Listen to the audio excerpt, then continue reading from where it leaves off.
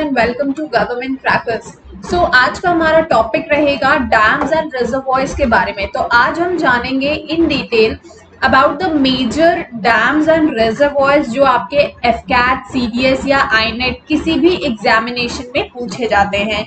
तो थोड़ा सा मैं यहाँ पे आपको बताऊंगी डैम्स क्या होते हैं, रिजर्वॉयर्स क्या होते हैं और कुछ ऐसे डैम्स और रिजर्वॉयर्स के बारे में बात करेंगे जिनसे रिलेटेड फिक्स्ड क्वेश्चंस जो हैं वो आते हैं आपके किसी भी डिफेंस एग्जामिनेशन में, या अपार्ट फ्रॉम डिफेंस एग्जामिनेशन की भी मैं बात करूं तो भी ये क्वेश्चंस ऐसे हैं। स्टार्टिंग जीके का कुछ पोर्शन ऐसा होता है जो हमें पता होता है कि ये एग्जामिनेशन में आएगा ही आएगा। तो इसी तरह से सीरीज चल रही है स्टार्टिंग जीके की, जहां पे मैं आपको सिलेक्टिव टॉपिक्स बता रही हूँ कि जो आपको फोकस करने की जरूरत है, और अगर इन टॉपिक से रिलेटेड आप ये सेट ऑफ क्वेश्चंस तैयार करके जाएंगे जो अभी हम डिस्कस करने वाले हैं, तो अगर इनसे रिलेटेड एक दो क्वेश्चंस आएंगे तो एटलीस्ट एक क्वेश्चन तो आप सॉल्व कर ही लोगे, तो और ज्यादा पोर्शन इसमें से नहीं आता है। साथ ही लास्ट में मैं आपको प्रिपरेशन स्ट्रैटेजी भी बताऊंगी, स्पेशली लास्ट के 2 से 1 महीने के अंदर क्या प्रिपरेशन स्ट्रैटेजी होनी चाहिए आप कोई भी एग्जाम फेस कर रहे हो, एफकैट हो, सीडीएस हो या आईनेट हो। तो stay tune to know the preparation strategy, क्योंकि वो हम लास्ट में डिस्कस करने वाले हैं। फिलहाल इस सेशन को स्टार्ट करते हैं। यहाँ पे मैंने कवर सारे टॉपिक्स किए हैं, सारे डैम्स और रिजर्वॉयर्स को किए हैं, लेकिन साथ ही मैं आपको ये भी बताते रहूंगी कि प्रीवियस ईयर के पेपर्स में कौन कौन से क्वेश्चन पूछे गए हैं, तो उनपे आप जो है वो ज्यादा फोकस कर सकते हैं। सबसे पहले अगर मैं डैम के बारे में बात करूं तो डैम होता क्या है। Dam is nothing but it is a barrier that stops और restricts the flow of underground streams, यानी जो फ्लो ऑफ वाटर होता है, ठीक है, और अंडरग्राउंड स्ट्रीम्स जो होती हैं उनके फ्लो को डैम जो है आपका वो रेस्ट्रिक्ट यानी रोकता है। And reservoirs created by dams not only suppress floods but also provide water for activities. So dam क्या होता है, बांध होता है जिसे हम बोलते हैं हिंदी में, और वो आपके वाटर फ्लो को रोकता है। And on the other hand reservoir क्या होता है, reservoir क्या होता है, वहां पे पानी आप स्टोर कर सकते हो, you can store the water, जो कि फर्दर आप डिफरेंट पर्पसेस में यूज कर सकते हो, जैसे कि आपका इरिगेशन हो गया, ह्यूमन कंजप्शन हो गया, इंडस्ट्रियल यूज हो गया, एक्वाकल्चर हो गया या नेविगेबिलिटी हो गया। तो इन सारे पर्पसेस के लिए you can use the water that is stored in the reservoir. तो अभी आपको डिफरेंस समझ में आ गया कि डैम और रिजर्वॉयर के बीच में डिफरेंस क्या होता है, ठीक है। अब हम आगे बढ़ते हैं। फर्दर डैम्स के अब कुछ एडवांटेजेस भी होते हैं। डैम्स के एडवांटेजेस क्या होते हैं, सबसे पहले इलेक्ट्रिसिटी प्रोडक्शन में डैम का बहुत बड़ा एडवांटेज होता है कि कांस्टेंट रेट पे हम जो है हाइड्रो इलेक्ट्रिसिटी को प्रमोट कर सकते हैं, प्रोड्यूस कर सकते हैं। अगर इलेक्ट्रिसिटी की नीड नहीं है then sluice gates can also be closed or stopping the generation of electricity. Water can also be saved for use of another time, and then the demand of electricity is high and the uses of water remains judicious. So there are sluice gates जिन्हें हम close कर सकते हैं। उससे क्या होता है, electricity बनना बंद हो जाता है, फिर वो वाटर हम सेव करके किसी और पर्पस में यूज कर सकते हैं, या उस वाटर को हम सेव करके तब यूज कर सकते हैं when there is the demand of electricity very high. Also, dams are designed by qualified engineers to span many of the decades and also can contribute generation of electricity about many of years. So सिर्फ electricity generation नहीं, बल्कि they are designed so कि millions and millions of years तक you can even use this dams for the production of electricity. The lake or reservoir which forms behind the dam can also be used for irrigation purposes. So ये मैंने बताया आपको कि जो dams है उनको आप अगर उनमें रिजर्वॉयर्स अटैच्ड है तो उनके थ्रू आप वाटर स्टोर करके रख सकते हो, और फर्दर जो आपकी एक्टिविटीज होती हैं, हाउस होल्ड डोमेस्टिक एक्टिविटीज या इरिगेशन पर्पसेस या इंडस्ट्रियल एक्टिविटीज, वहां पे आप यूज कर सकते हो, ठीक है। इसके फ्यू सच एग्जाम्पल्स हैं आपके भाखड़ा नंगल डैम, जो कि प्रेजेंट इन सब एक्टिविटीज में भी यूज होता है, and it's also famous tourist spot also. The buildup of water inside lake means that energy can also be stored when needed, and also water is released for the production of electricity. So जो energy conversion होता है उस energy को भी we can store, and बाद में जब जरूरत पड़ते so we can release it for the production of electricity.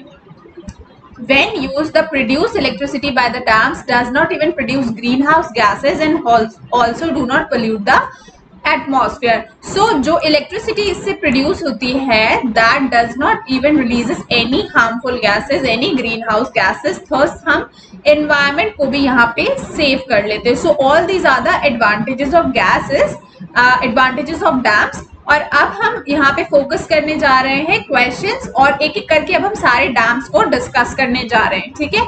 और साथ ही मैं आपको बताऊंगी कि कौन से डैम्स इंपॉर्टेंट है, तो एटलीस्ट आप उन डैम्स के नाम याद कर लेंगे तो ये वाला सेक्शन आपका स्टैटिक जीके का निकल जाएगा। देखिए पहला डैम बहुत इंपॉर्टेंट डैम है निजाम सागर डैम, जो आपका तेलंगाना में है मंजीरा रिवर के ऊपर। ऑल्सो सोमसीला डैम आंध्र प्रदेश पेन्नार रिवर के ऊपर। श्री सलाइम डैम आंध्र प्रदेश कृष्णा रिवर। सिंगूर डैम तेलंगाना मंजीरा river. Ukai dam Gujarat Tapti river and Dharoi dam Gujarat Sabarmati river. तो यहाँ से जो इंपॉर्टेंट हो गया आपका निजाम सागर डैम हो गया। Next is Kadana dam Gujarat Mahi river. Dantewada dam Gujarat Banas river. Pandoh dam Himachal Pradesh Beas river. Bhakra Nangal important, one of the very famous dams, Himachal Pradesh and Punjab border पे है सतलज रिवर के ऊपर।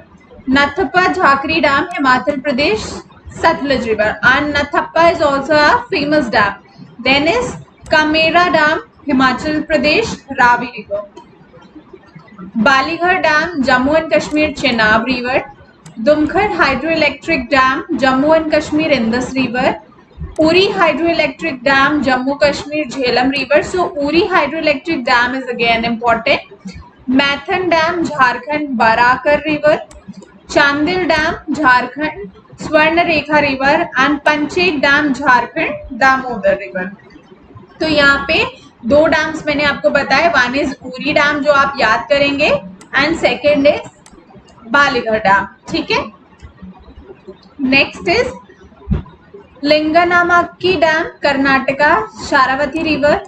कादरा डैम कर्नाटका काली नदी river. Almatti dam Karnataka Krishna river. Supa dam Karnataka Kala नदी और काली रिवर।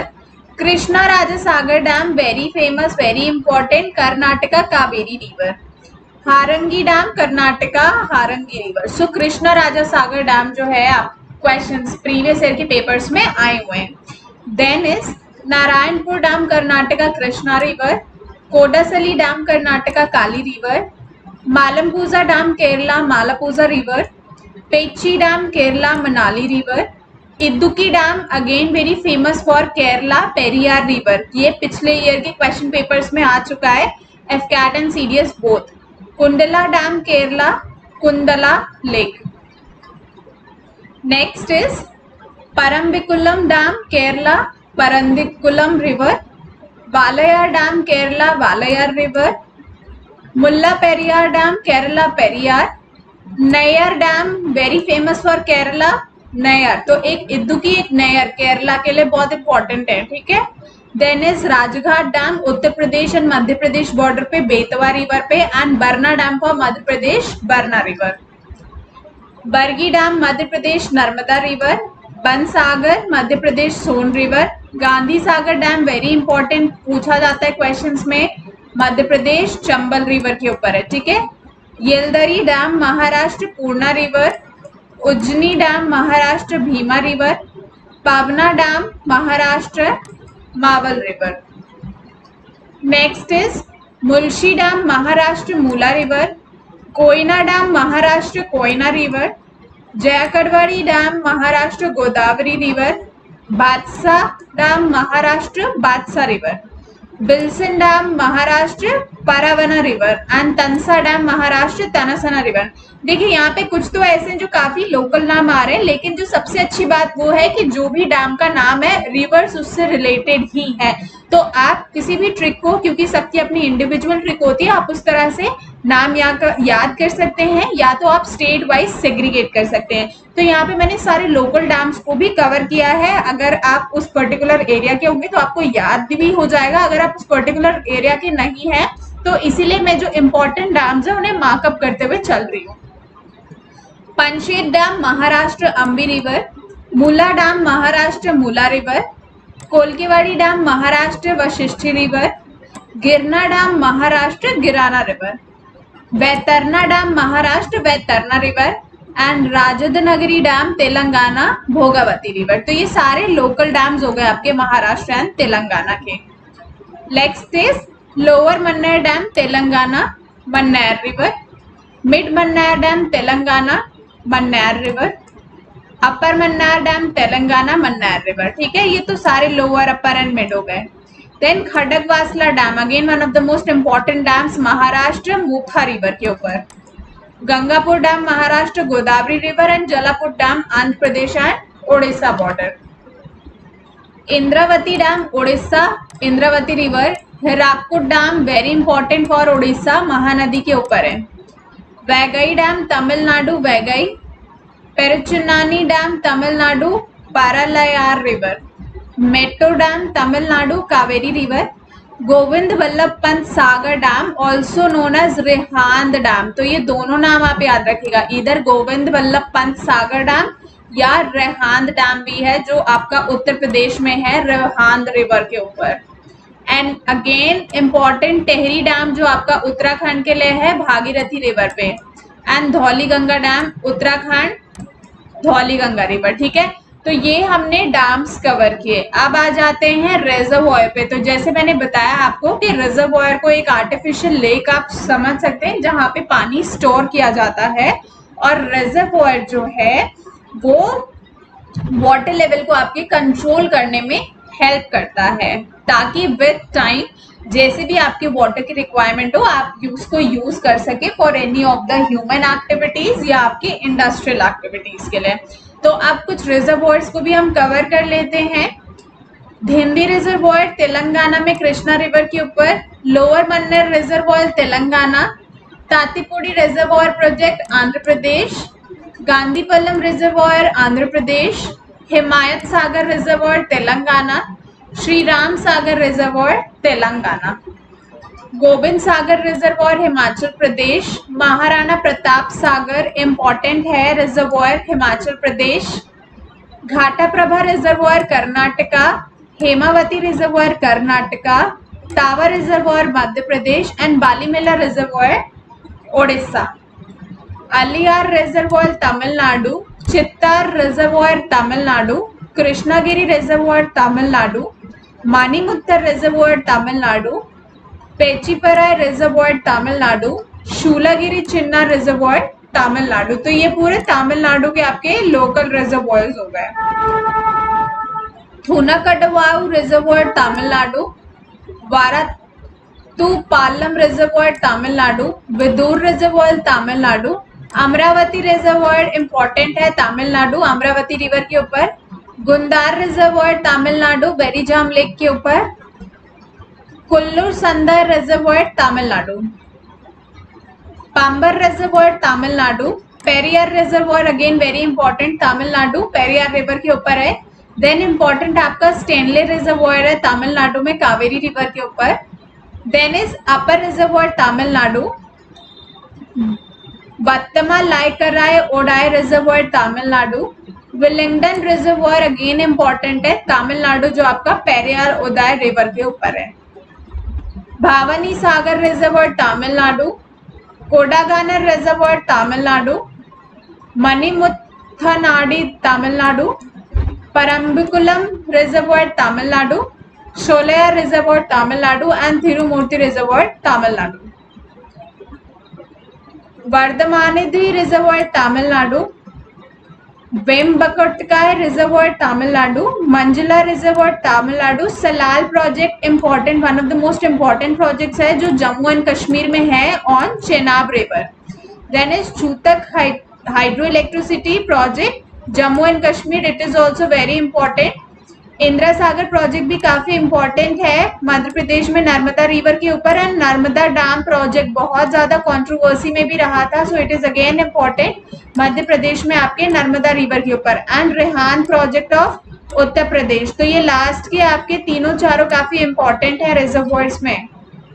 अब बात करते हैं टिप्स के लिए एफकैट, सीडीएस और आईनेट के लिए। तो देखिए लास्ट के जो 30 डेज या 60 डेज की अगर मैं प्रिपरेशन स्ट्रैटेजी के बारे में बात करूं तो आपको सबसे पहले पेपर पैटर्न समझने की जरूरत है अब, क्योंकि अब आपके पास इतना ज्यादा टाइम नहीं बचा हुआ कि अब आप इधर उधर चेकआउट करें कि चल क्या रहा है स्टडी मटेरियल को लेके या किसी भी चीज को लेके।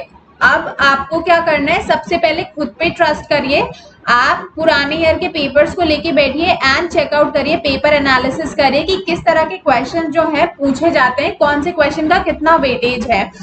और अब लास्ट 60 और 30 डेज में होता क्या है कि you have to rely only very limited sources of study, क्योंकि अगर आप सोचे कि अब आप पूरे साल भर की पढ़ाई 2 महीने में कवर कर लेंगे तो that is next to impossible. और मैं ये भी नहीं कहूंगी कि 2 महीने में या 1 महीने में आप अपना एग्जाम क्लियर नहीं कर सकते हैं। इट इज जस्ट दैट थोड़ा सा टाइम डिवोट आपको करना है और थोड़ी सी स्मार्ट स्टडी यहाँ पे आपको करनी पड़ेगी। You have to be very specific while studying, क्योंकि लास्ट 2 और 1 महीने की प्रिपरेशन का मतलब होता है कि आपको ऐसे टॉपिक सेलेक्ट करने हैं जिनको आपको लग रहा है कि अगर आप उसमें से पढ़ते हैं 10 क्वेश्चन में से एटलीस्ट 5 से 6 क्वेश्चन उस टॉपिक से कवर हो, रेदर देन अगर आप कोई ऐसा टॉपिक पढ़ते हैं जिसमें से कोई आंसर्स या कोई क्वेश्चंस आ ही ना रहे हो एग्जाम में। ठीक है, तो बहुत स्पेसिफिक, बहुत स्मार्ट वर्क करने की जरूरत है right now. And you have to solve previous year papers unsolved पहले कोशिश करिए ताकि आपको पता चले कि आपका वीक पॉइंट कहाँ है, और उसके बाद आप सॉल्व पेपर्स लेके प्रैक्टिस अपनी कर सकते हैं। उससे 2 बेनिफिट होंगे, आपका रिवीजन भी होगा और आप प्रीवियस ईयर के पेपर्स को भी अटेम्प्ट कर लेंगे। And be regular in studies. अगर आप 2 घंटे डेली पढ़ रहे हो तो प्लीज 2 घंटे पढ़िए, बट देन बी रेगुलर। ठीक है, और जैसे मैंने बोला focus on point number 2, rely on very limited source. आप कहाँ से पढ़ रहे हैं, आपका फ्रेंड कौन सी वेबसाइट से पढ़ रहा है, कौन से ऐप से पढ़ रहा है, doesn't matter.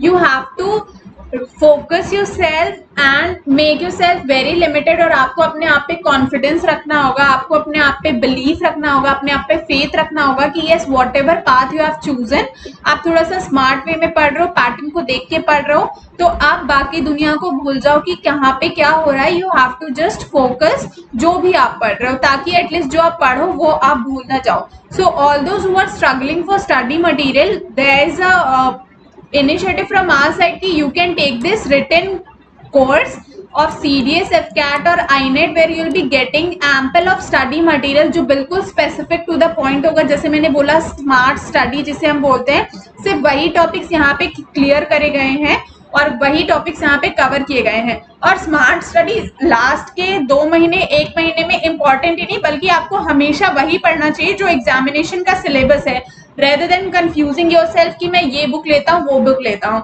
You will be getting previous year papers 15+ sets इस पूरे कोर्स में, और आपको बिल्कुल स्पेसिफिक मटेरियल मिलेगा covering the specific topic। Whenever required there will be a doubt session जहाँ पे आप अपने डाउट्स क्लियर कर सकते हैं। You will be getting weekly assignments to check your progress कि आपने कितना प्रिपेयर करा। ठीक है, और प्रिपरेशन स्ट्रैटेजी हर सेक्शन की आपको यहाँ पे बताई जाएगी। The course will be for unlimited hours, आपकी टाइम फ्लेक्सिबिलिटी अनलिमिटेड होगी, और करंट अफेयर्स के नोट्स आपको प्रोवाइड किए जाएंगे monthly, weekly and on daily basis. Apart from that once you clear the exam you will be getting this guidance. Also there is a free add-on that is going on now कि आपको newspaper every day मिलेगा, क्योंकि हर exam में बोला जाता है कि newspaper पढ़ना is very important. So here you will be given newspaper subscription, और आपको फ्री मेंबरशिप मिलेगी गवर्नमेंट क्रैकर्स की, where you will be getting personal assistance from our side, also defence exam notification, blog updates, ये सारी चीजें आपको इसमें cover करेंगी। And there will be one defence magazine that you will be getting, and all this you can get at a cost of 799 only, very nominal cost। इस price पे आपको market में इतना सब कुछ नहीं मिलेगा। all those who have their own study material, I'm not saying to buy my product, but then all those who are struggling and who want to prepare for last 1 month or so, they want to prepare specifically for this particular exam, they can go for this study material which is only costing 799। Apart from this आपको 10 words daily vocabulary के मिलेंगे, current affairs आपको Hindi and English दोनों में मिलेगी। Once will be doing daily every day इतना, you will be getting 100% confidence, and my aim is to make you clear not only clear the cut off marks but also score with a good marks, so that आपको merit qualify होने में help out कर सके, ठीक है। तो आप cut off clear करो या आप गुड स्कोर करना चाहते हो, choice is yours. So if you have any doubt regarding the study material or anything, you can contact on this particular number with the technical department, that is 9971289418। इस पे आपको technical department government crackers का, you can contact on this, and rest you can visit the website, that is www.governmentcrackers.com, and the series for the static GK will be currently going on and you can prepare for any of the defense examinations. So I'll see you in the next session. Till then, goodbye, Jai Hind, and keep preparing. Do not lose hope and believe on yourself.